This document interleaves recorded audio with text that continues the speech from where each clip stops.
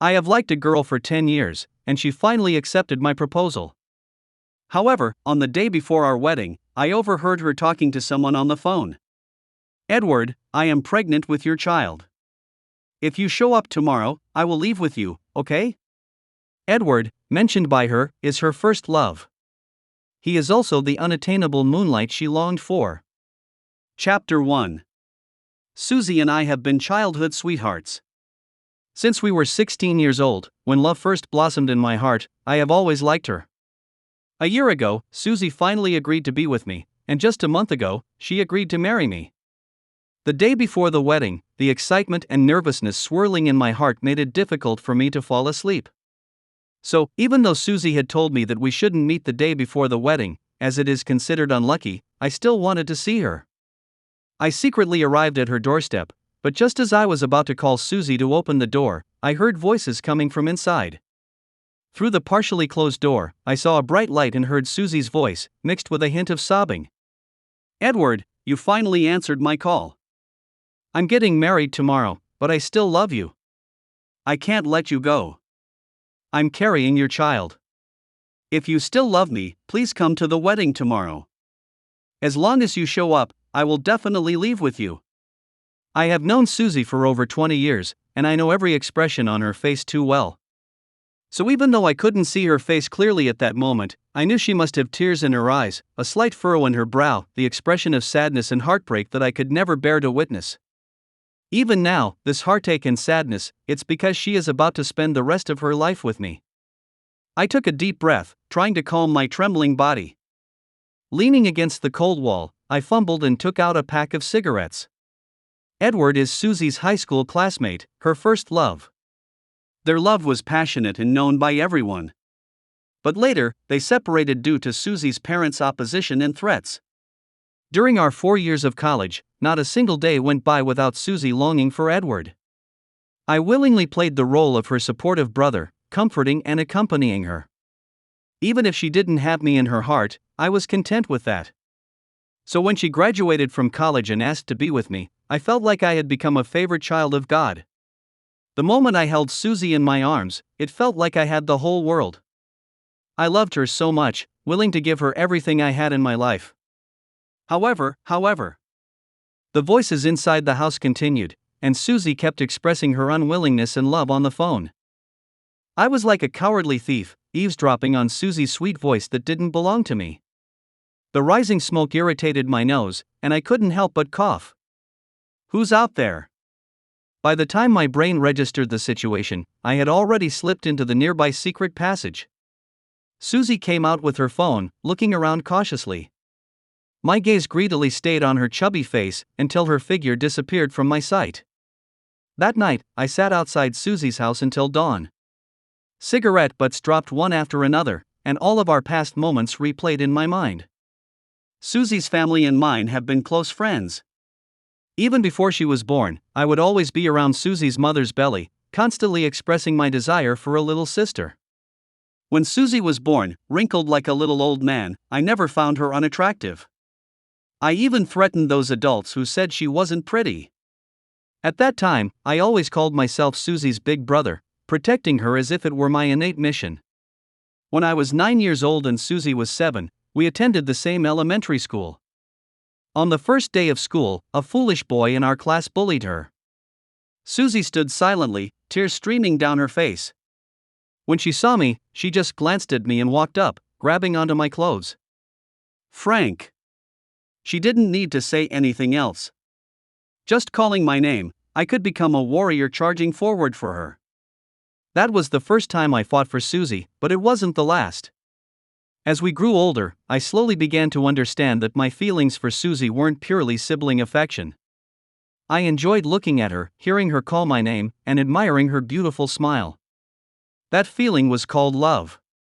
At that time, Susie, as always, liked to follow me around, her eyes shining with bright stars. Until I turned 18, and Susie entered high school, where she fell in love with Edward. Chapter 2. Edward is a troublemaker, skipping classes, smoking, and getting into fights without hesitation. He took Susie on a journey to experience what he called the thrill, telling her that this is what it means to truly live. When I first saw Susie hugging him from behind, sitting on the back of his motorcycle, my heart sank into hell.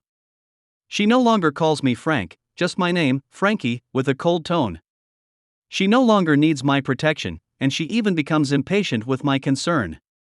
She says that I only want to control her, and that only Edward is the one who truly loves her. Those years with Susie made me feel incredibly estranged. Even later, when Susie and Edward were forced apart, she was never the same. She would even exchange harsh words with Susie's mother and even threaten them with her own life to fulfill their love.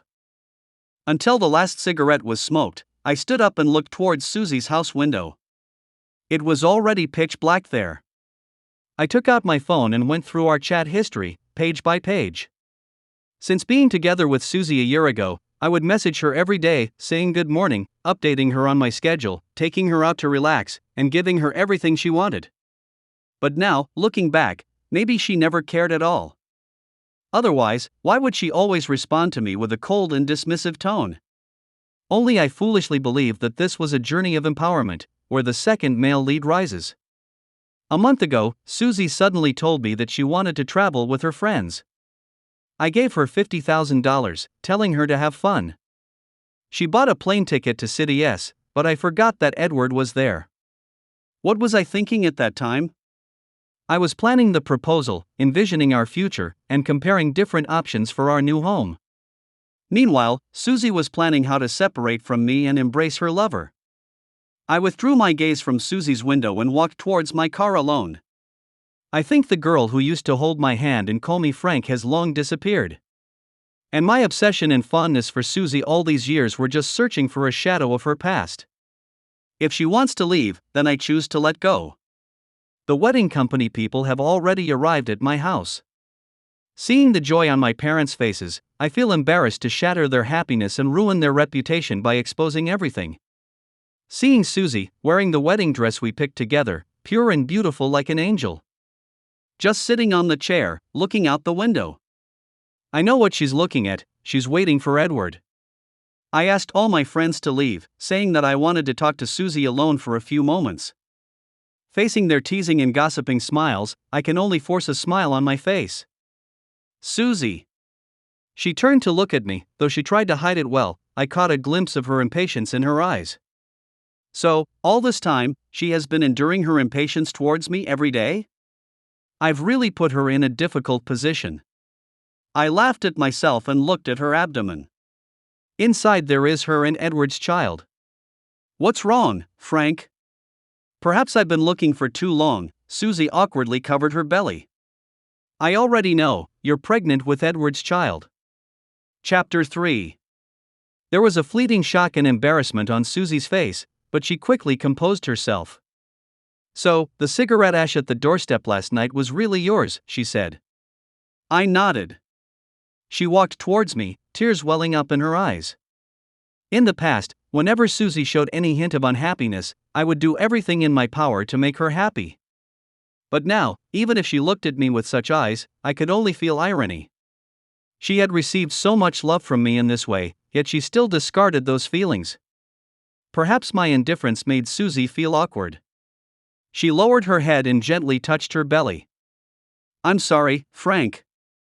I know you've been good to me, but emotions are beyond control.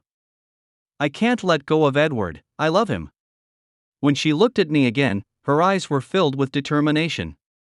As if I were the ultimate boss standing in the way of her pursuit of true love, and once she defeated me, her life would be smooth sailing. I chuckled and spoke. What? Is this the first time you've realized that emotions can't be controlled? Susie, if you still can't let go of Edward, why were you with me a year ago? Why did you accept my proposal just a month ago? Isn't it because you knew the chances of Edward coming back were slim, so while preserving your beautiful love, you were also looking for an escape route for your own life? Her face turned pale at the sound of my voice. But I wasn't done yet. Because I love you enough, you naturally believed that I would endure all the hurt you inflicted upon me. Even if Edward didn't show up today, you could openly marry me and have children with him, and I would raise them as my own. What am I to you? What have you done with the love I had for you? I approached Susie, and she kept retreating until she finally sat down on a chair. She shook her head frantically, reaching out as she used to, trying to grab hold of my clothes, but I easily evaded her.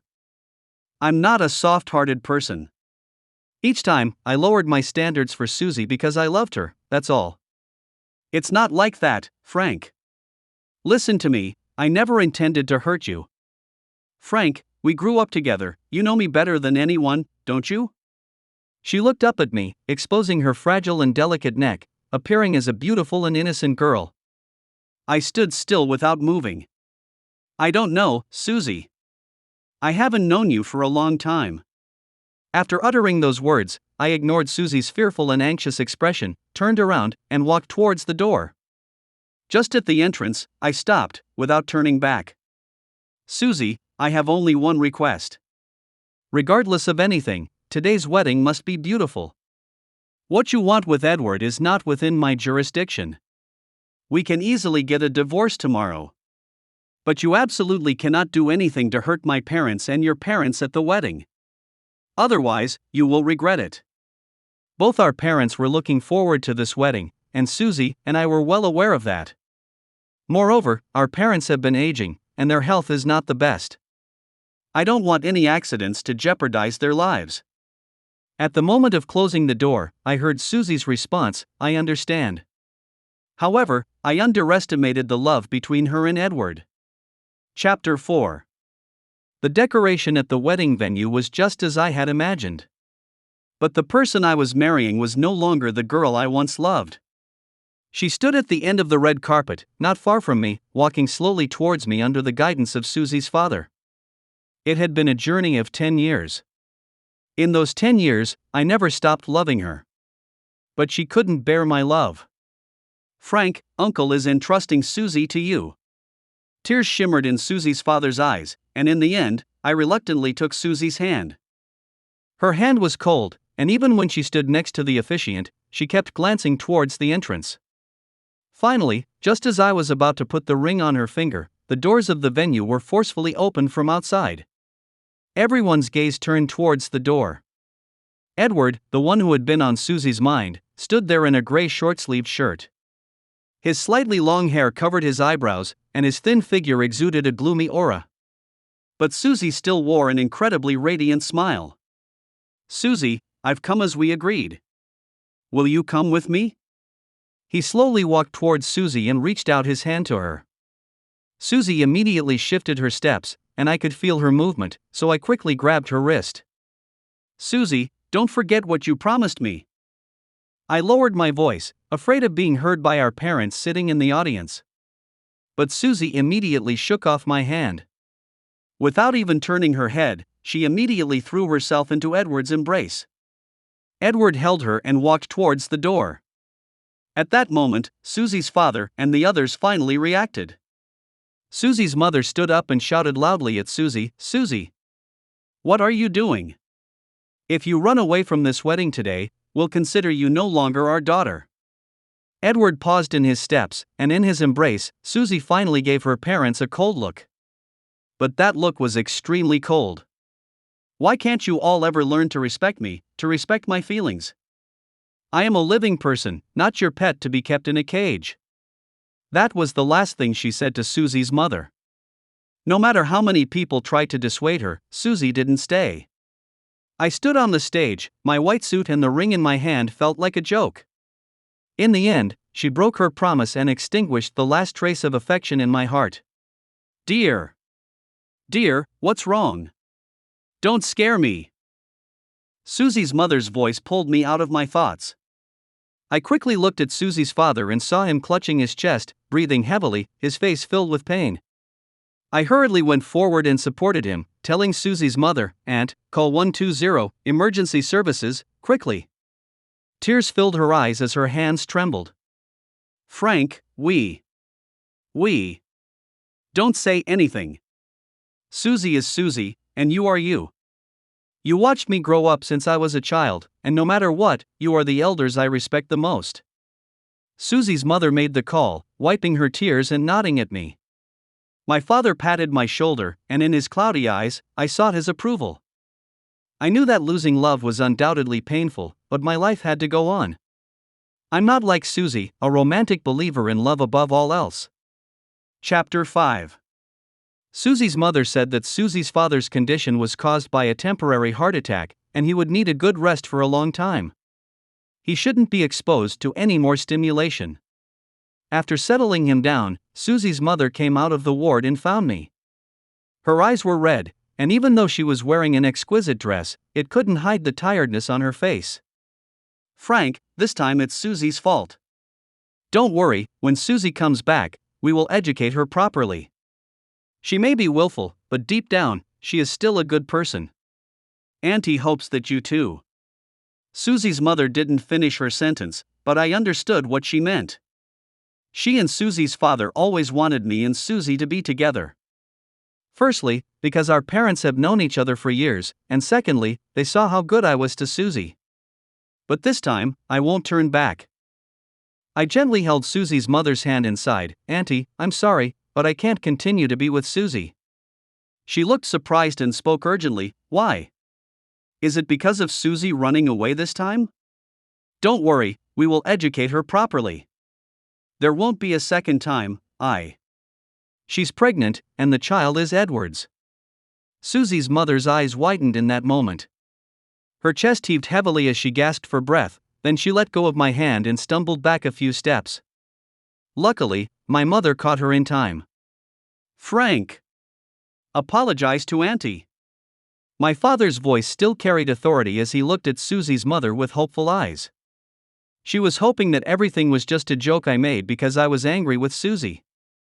But everything was true. I smiled and said, "It's true, I only found out yesterday." Tears streamed down Susie's mother's cheeks. "It's our fault, Frank. We don't deserve this." She cried uncontrollably, and my mother, worried about her, stayed at the hospital to accompany her. My father had to handle the wedding preparations, leaving me alone to go back home. As I approached the door, I saw Susie sitting on the ground. When she heard footsteps, she looked up and saw me. She had already changed out of her wedding dress, wearing clothes that seemed to belong to Edward. She looked even more delicate and lovely. Seeing me, Susie immediately walked towards me, but halfway through, she hesitated and stopped. "What are you here for?" Susie tugged at her clothes, her tone gentle. "I'm sorry, Frank. I didn't mean for the wedding to turn out this way. But I was also afraid that if I didn't leave with Edward, I wouldn't have another chance." I looked at Susie in front of me. She lowered her head slightly, and from my angle, I could see the glistening teardrops on her eyelashes. This scene had repeated itself in our lives time and time again. I always selflessly fought for her, just to see her smile, despite her tears. "Susie, don't you really know?" "What?" She looked up, looking bewildered. "Don't you really know what I've sacrificed for you, how much pain I've endured in these 10 years? Don't you understand, or do you know exactly how much I like you and refuse to let go, treating me as a convenient machine, at your beck and call?" Susie's eyes filled with panic, desperately defending herself. "No, of course not. How can you see me like that, Frank? Whether you know or not doesn't matter anymore. I'm tired, and I want to go rest." I walked past Susie and reached the door. Just as I opened it, Susie grabbed my clothes again. She seemed hesitant to say something, but in the end, she looked at me with teary eyes. "Frank, can you talk to my parents for me, help them accept Edward?" Chapter 6. I almost burst out laughing at Susie's words, so I actually chuckled. I let go of her hand and crossed my arms, looking at her sternly. "Susie, is there anything else in your mind besides your ridiculous love? What else is there? What makes you think I would help you? Just because of a few cheap tears? Or because I used to foolishly like you for 10 years like a loyal dog?" Susie looked at me in astonishment. In all the time we've known each other, I've never spoken to her with such a harsh tone. "But, you're my brother." Look at that, even at this age, she still only uses the word brother to summarize the relationship between us. "I'm sorry, but my parents only had one son, me. I don't have a sister." Ignoring Susie's cries, I closed the door directly. Susie seemed to linger outside for a while, and I could still hear Edward's voice. After nightfall, my parents returned home.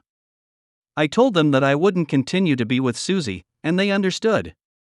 As for Susie's mother, perhaps I can still be a dutiful junior, but the role of a son-in-law is not meant to be. However, early the next morning, my mother urgently woke me up. "What's wrong, Mom?" "Susie has gone to the hospital." Just when Susie's father woke up, he fainted again and is now undergoing surgery. I immediately packed my things and hurried to the hospital with my mother.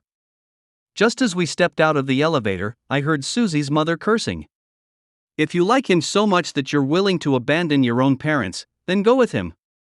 Since you already have a child, why do you care about us?" "Mom! Can't you understand me for once? He is the person I genuinely love, can't you accept him?" "Accept what?" "Accept that he works on a construction site and earns a few $1,000 a month? Or accept that he has a foul mouth, low education, and no manners?" "You're biased." My mother and I hurriedly walked, and I saw Susie's mother sitting on a bench, clutching her chest with one hand, her face covered in tear stains, while Susie stood in front of her, full of anger, holding onto Edward's arm. When she saw me, Edward's previously indifferent gaze held a hint of satisfaction. I didn't spare him another glance. Instead, I squatted in front of Susie's mother, worriedly holding her arm. "Auntie, are you okay? Please calm down, take care of yourself." Seeing me, tears welled up in Susie's mother's eyes once again, her hand trembling. Frank. We're sorry." "Don't say that, Auntie.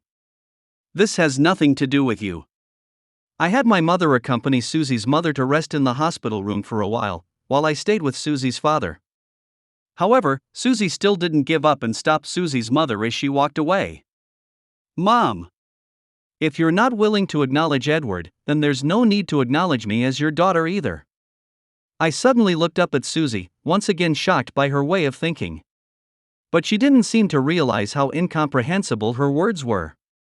Instead, she wore a determined expression, as if she was bravely sacrificing herself for love. Susie's mother halted her steps, without turning back. "Then let's pretend we never raised you."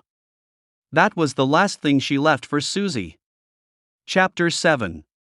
Susie clearly didn't expect her mother to respond like that, and for a moment, she stood there stunned, not knowing what to do. "Frankie! Why didn't you speak up for me just now?" I was on the phone, reporting the situation at the hospital to my father, who couldn't leave due to work. I heard Susie call my name without even looking up. Even without looking at her, I knew exactly what expression she had on her face. It must have been a mix of sadness and resentment, just like all these years. "Why should I speak up for you?" "Susie, if you're not right in the head, go see a doctor." "What am I to you? The fiancé you abandoned at the wedding? Or the brother you grew up with?" I hung up the phone and looked down at Susie, seeing her full of accusation, with a mocking tone. "Frank, I know you're still holding on to yesterday's events, but can't you just support me? Edward and I truly love each other. You've seen how much pain I've been through because of him all these years, She turned her head and exchanged a glance with Edward, her eyes filled with affection, but all I felt was disgust. This kind of love built upon the suffering of family members, forgive me for not being able to understand. Enough. Who you genuinely love has nothing to do with me. But because of your so-called love, you drove your biological father into the operating room. Susie, you really are something. So, this is your supreme love? Truly eye-opening." My words made Susie's face flush red, and Edward reached out to embrace her shoulder. "Frankie, I know you look down on me, but Susie has only ever liked me. You don't even know her, don't know what Susie's dreams are, or what kind of life Susie really wants. Being with you, she would only feel pain and suffocation." Edward raised his chin slightly, with an air of arrogance. "Dreams?" The year Susie graduated from high school, she didn't get into a good university because of poor test scores. Susie's mother donated a building to a school just to barely get her in. During her 4 years in college, she immersed herself in the pain of love and never really focused on her studies. Graduating successfully was already a miracle. I suppose her dream was to marry Edward and have children. I didn't say a word because I simply didn't want to waste my breath on these two people. But it seemed like Edward misunderstood me, and his expression became even more self-satisfied. I will give Susie a good life, Susie, let's go. Watching the two of them walk away, I began to question if I had protected Susie too well when she was young. That's why she still lived like a 14-year-old, even though she was 24. The same innocence, the same ignorance of life's hardships. But then again, many 14-year-olds are more mature than Susie. This was the path she chose, and no one could stop her. That night, Susie's mother told me that Susie had packed her things and left the city with Edward. Although they were heartbroken, everything Susie had done had left them utterly hopeless, so they didn't interfere. In the following months, the drama between Susie and me became gossip in our circle. Every time I went out with friends, I couldn't escape a few teasing remarks. To avoid such situations, I simply declined all social gatherings and focused on learning how to run the business with my father at the company. Susie's mother seemed to have found a sponsored college student to take over part of the company. Since the student had no parents, they decided to treat them as adoptive parents and changed their name. I've seen her twice, perhaps because she had suffered so much as a child. Unlike Susie, she always had a bright smile on her face and treated Susie's mother and them with utmost care. She was more considerate than a biological daughter. Slowly, Susie's mother and them moved on from Susie's pain. "Thank you for taking me home today, Frankie." Rebecca stood in front of me, wearing a tasteful dress, and when she smiled, a faint dimple appeared. I smiled and shook my head, teasingly saying, "If I didn't take you home, Susie's father would probably have turned me into a specimen." She laughed even more charmingly. "Dad wouldn't do that to you." "Frank, who is she?" Chapter 8. In a dimly lit place, Susie walked out with a pale face. Her belly had grown quite large, and wrinkles had appeared on her once chubby face, making her look as if she had aged several years. Rebecca stood by my side, her expensive clothes contrasting sharply with Susie's disheveled appearance. She had seen pictures of Susie before, but the changes in her appearance were too drastic, and the dim lighting made it difficult for her to recognize her at first. "Frankie, who is this?" I frowned at Susie, turning to Rebecca with a smile. "Just an old friend, you go ahead inside and message me when you get home." Rebecca was very good at sensing boundaries, so she didn't ask any further questions and simply nodded with a smile. She didn't forget to say goodbye to Susie before leaving. But Susie didn't acknowledge her. It was only after Rebecca's figure disappeared that I turned to look at Susie. As soon as I saw her, annoyance filled my heart. "Why are you back?" Perhaps she didn't expect my tone to be so cold, but Susie's attempt to question me deflated like a balloon. She bit her lip, tears welling up in her eyes. "Edward, he treated me badly. Frank, it's only now that I realize who has been the best to me, I." She reached out to hold my hand, but I avoided her touch. "So, because things aren't going well in your life, you remember me, the fool who always gets involved?" Susie widened her eyes, her lips trembling as her voice became piercing. "How can you think of me like that, Frank? I truly know I was wrong and I regret it. But when I came back today, even the security guards at the entrance of the community didn't recognize me. And who was that woman who got out of your car just now? Why does she live in this community? Why did you bring her back?" Susie bombarded me with a series of questions, leaving me feeling overwhelmed. I instinctively wanted to smoke but remembered that I had promised Rebecca to quit, so I resisted the urge. "Susie, you have to understand that no one in this world is indispensable. Since you were determined to cut ties with us, there will be someone else who takes your place. You're not the son, you're not that important." Almost instantly, Susie understood Rebecca's identity. She rushed towards me, grabbing onto my clothes, her eyes bloodshot. "It's impossible. I don't believe it. I'm Mom and Dad's daughter. I'm your childhood friend, Frank. Have you forgotten me? I don't believe you would abandon me." My phone vibrated. It must be Rebecca having arrived home. I didn't have time to argue with Susie here, there were still many things waiting for me to handle at home. I pulled my clothes from Susie's grasp and coldly took a few steps back. It doesn't matter if you believe it or not. If there's nothing else, I'm going home. Susie called my name from behind, but I had already gotten into the car, stepping on the gas and leaving Susie behind. Back home, as I sat in front of the computer, the scene of seeing Susie tonight lingered in my mind. I decided to call a private detective to investigate what happened after Susie and Edward left. If before receiving the investigation's findings, I thought Susie had come home just because she missed her mother, it was only after reading the report that I realized how little I truly knew about Susie. Chapter 9. Edward dropped out of high school after getting into fights and hasn't pursued any achievements in these years, indicating his lack of ambition.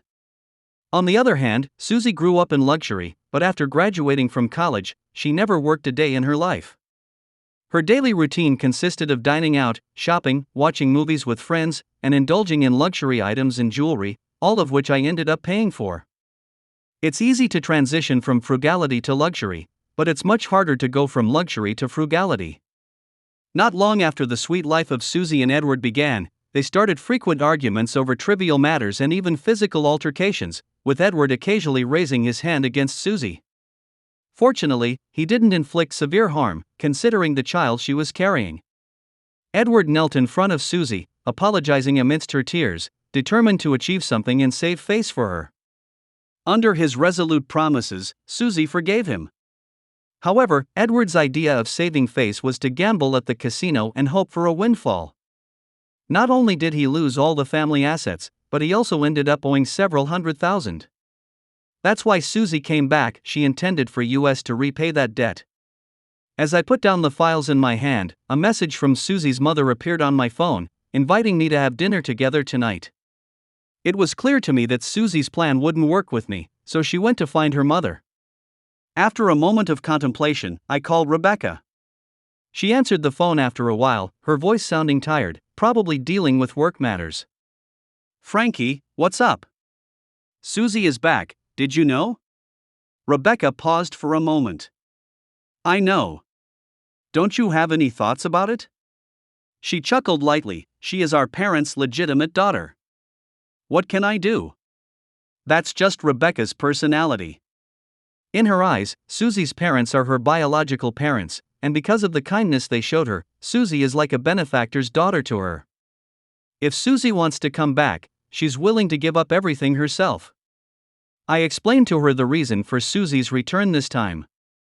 Rebecca remained silent on the other end. "Rebecca? Damn it. Don't even think about it." Rebecca hung up the phone.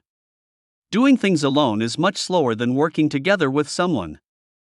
I knew Rebecca would take action, and sure enough, before the end of the workday, I received a message from her. It contained evidence of Edward's debt, along with records of him and the debt collectors promising to pay back the money this month. Rebecca must have spent the entire afternoon searching for these. With these things in hand, I headed towards the restaurant. As soon as I opened the door, I saw Susie sitting between Susie's father and Susie's mother. She was different from the night we met. She had changed her clothes and was wearing a brand new necklace around her neck. Susie held her belly with one hand and her eyes sparkled when she saw me. "Frank, you're here." I sat across from Susie, and seeing me, both of her parents had smiles on their faces. If only their smiles could last forever, but it was clear that it wasn't possible. Susie's father was about to call the waiter to order, but I stopped him. "No need, Uncle. I'm afraid you won't be able to eat." He smiled and asked, "What's the matter? Do you have something to say?" I looked at Susie, and her smile froze the moment I stopped Susie's father, but she still maintained a calm facade. I wanted to give her one last chance. "Susie, now that you're back, isn't there anything you want to say?" Chapter 10. No. She still didn't tell the truth in the end. I sighed heavily as Susie's mother's gaze moved back and forth between me and Susie.